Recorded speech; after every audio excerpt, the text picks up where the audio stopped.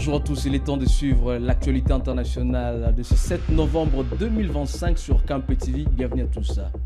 À l'ouverture des réunions préparatives des travaux du 9e sommet des chefs d'état-major des forces de défense de la conférence internationale sur la région des Grands Lacs CIRGL, tenue à Kinshasa le 6 novembre 2025, Julien Paluku, ministre du Commerce extérieur, représentant le ministre de la Défense nationale, a invité les armées des pays membres à une coopération militaire sincère fondée sur la confiance et le partage de renseignements pour lutter efficacement contre les groupes armés qui incument l'Est de la République démocratique du Congo. Suivez ces reportages. Le gouvernement congolais, par le biais du ministre du Commerce extérieur, Julien Paluku, représentant le vice-premier ministre et ministre de la Défense nationale, Guy Kabombo Madian-Vita, invite les armées des pays membres de la conférence internationale sur la région de Grands Lacs à une coopération militaire fondée sur la confiance et la collaboration sincère avec le partage des renseignements pour ainsi atteindre les objectifs de la CIRGL, dont la promotion de la paix, de la sécurité, de la stabilité et du développement et la lutte contre les menaces comme le terrorisme et l'exploitation illicite des ressources naturelles. Appel lancé ce jeudi 6 novembre 2025 à Kinshasa au cours du lancement de la 19e réunion des chefs d'état-major des forces de défense de la CIRGL qui examine le rapport du comité d'experts de la défense et les cadres de gestion du système d'alerte précoce et de la réponse en cas de conflit, ici à prévision du 9e sommet des chefs d'État et du gouvernement fixé pour le 15 novembre prochain à Kinshasa. Notre région continue de faire face à des défis sécuritaires majeurs. L'activisme persistant des groupes armés, la prolifération des armes légères, les tensions communautaires et les exploitations illégales des ressources naturelles. La République démocratique du Congo, pays hôte de cette réunion, n'est pas épargnée.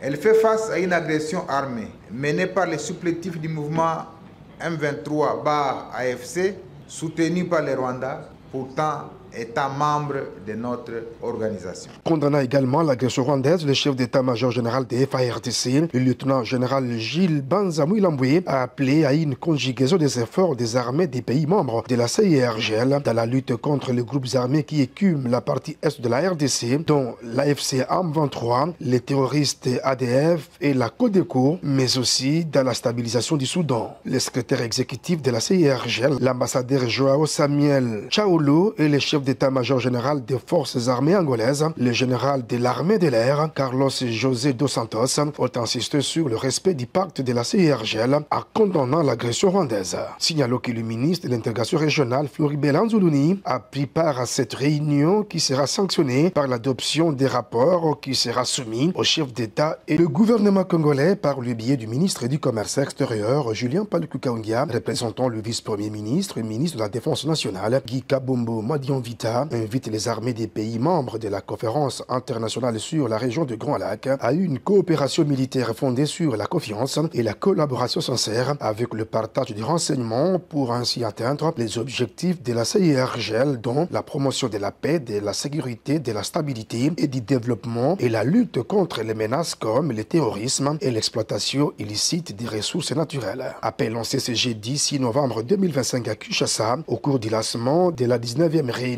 des chefs d'état-major des forces de défense de la CIRGL qui examine le rapport du comité d'experts de la défense et les cadres de gestion du système d'alerte précoce et de la réponse en cas de conflit, ici à prévision du 9e sommet des chefs d'État et du gouvernement fixé pour le 15 novembre prochain à Kinshasa. Notre région continue de faire face à des défis sécuritaires majeurs. L'activisme persistant des groupes armés, la prolifération des armes légères, les tensions communautaires et les exploitations illégales des ressources naturelles. La République démocratique du Congo, pays hôte de cette réunion, n'est pas épargnée. Elle fait face à une agression armée menée par les supplétifs du mouvement M23/AFC, soutenu par le Rwanda, pourtant étant membre de notre organisation. Condamnant également l'agression rwandaise, le chef d'état-major général des FARDC, le lieutenant général Gilles Banzamouilamboué, a appelé à une conjugaison des efforts des armées des pays membres de la CIRGL dans la lutte contre les groupes armés qui écument la partie est de la RDC, dont l'AFC AM23, les terroristes ADF et la Codeco, mais aussi dans la stabilisation du Soudan. Le secrétaire exécutif de la CIRGL, l'ambassadeur Joao Samuel Chaolo et le chef d'état-major général des forces armées angolaises, le général de l'armée de l'air, Carlos José dos Santos, ont insisté sur le respect du pacte de la CIRGL en condamnant l'agression rwandaise. Signalons que le ministre de l'intégration régionale, Floribert Anzoulouni, a pris part à cette réunion qui sera sanctionnée par l'adoption des rapports qui sera soumis aux chefs d'État et de gouvernement. Lors de l'ouverture de la COP30 au Brésil, le 6 novembre 2025, le chef de l'État congolais Félix Tshisekedi est revenu sur l'écocide qui détruit l'environnement, les comparant à l'instabilisation de l'Est de la République démocratique du Congo depuis plus de 30 ans. Suivez. Nous allons maintenant débriefer. Le président de la République vient de prendre la parole du haut de la tribune de ce sommet organisé ici à Belém, en marge de la COP30.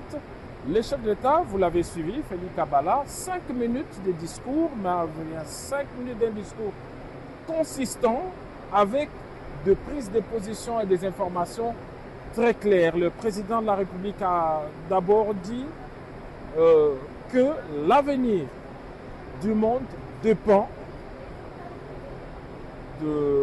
aussi et en grande partie des forêts. Ça, c'est une déclaration très forte. Salué par tout le monde. Et effectivement, aujourd'hui, la fin du monde pourrait arriver par le manque de forêts, parce que ce sont des forêts qui assurent la survie du monde. Deuxième déclaration importante du président de la République, c'est qu'il a réaffirmé, confirmé que la République démocratique du Congo est effectivement un pays solution. Pas plus besoin de rappeler les statistiques, effectivement, avec nos 155 millions d'hectares, avec nos tourbières, avec notre biodiversité, avec nos cours d'eau. Et le président de la République a innové en annonçant cette initiative qu'il avait prise, celle qu'on appelle le couloir vert Kinshasa-Kivu, avec 540 000 km² de forêt. C'est énorme, les couloirs vers Kinshasa-Kivu. Et le chef de l'État a salué l'innovation apportée par le Brésil. Le Brésil, c'est en anglais, je ne vais pas maintenant, mais en fait, c'est des fonds pour devoir créer cet équilibre dont a parlé le président de la République. Donc voilà un peu les grandes idées, mais vous avez, vous, scruté également ces discours, Félix Kabala. Oui, merci beaucoup, Giscard Poussema. Je suis, comme tous les Congolais, surpris en même temps de ce discours synthétique, bref, précis et concis, et très concis, parce que conforme au protocole, parce que c'est 5 minutes. Pas 5 minutes. Ce que je retenais que... Et puis à New York, les élections de mi-mandat se sont déroulées aux États-Unis le mardi 4 novembre 2025. Organisées chaque année le mardi suivant, le premier lundi de novembre, elles visent à désigner de nouveaux représentants du peuple et 25 nouveaux sénateurs. De nombreux candidats de l'opposition ont remporté ces élections et dirigeront certaines grandes régions. Prosperi Haringorora fait le point depuis New York. À l'issue de ces élections, certaines régions ont basculé vers le camp de l'opposition. C'est notamment New York, New Jersey ainsi que Virginie. Pour la ville de New York, la plus grande ville des États-Unis, il faut le dire que l'opposant Zora Mamdani a réussi à gagner le siège pour diriger la mairie de la ville de New York, une ville qui abrite près de 10 millions d'Américains. La victoire de Mamdani, né à Kampala en Ouganda et opposant farouche à Donald Trump, naturalisé en 2018, résonne comme une victoire retentissante pour l'opposition politique, surtout en ce contexte où Donald Trump est reproché d'adopter des politiques, en tout cas qui sont radicales, vis-à-vis des immigrés. Zora Mamdani, le nouvel homme fort de New York, est en tout cas issu d'une famille des immigrés, une famille indienne. Il est né en Ouganda et puis il a vécu ici aux États-Unis pour plusieurs années avant de décrocher la nationalité américaine en 2018. Bien que Zora Mamdani a réussi à décrocher le fauteuil pour diriger la mairie de la ville de New York, il ne pourra jamais se représenter à l'élection présidentielle, d'autant plus qu'il n'est pas de nationalité américaine de naissance, parce que la constitution américaine stipule que toute personne désireuse, en tout cas, de concourir à la magistrature suprême doit être de nationalité américaine, soit d'origine, soit de naissance. Alors, juste après son élection, il a tenu à montrer que la ville de New York a été faite par des immigrés et elle est bâtie par des immigrés. Une façon de montrer en tout cas l'importance ou bien la nécessité que jouent les immigrés dans le développement des États-Unis d'Amérique. C'est tout pour l'actualité internationale ce 7 novembre 2025 sur Campe TV. Où que vous soyez, merci à vous de l'avoir suivi. Surtout, restez avec nous pour la suite de l'actualité. Je vous dis à très vite.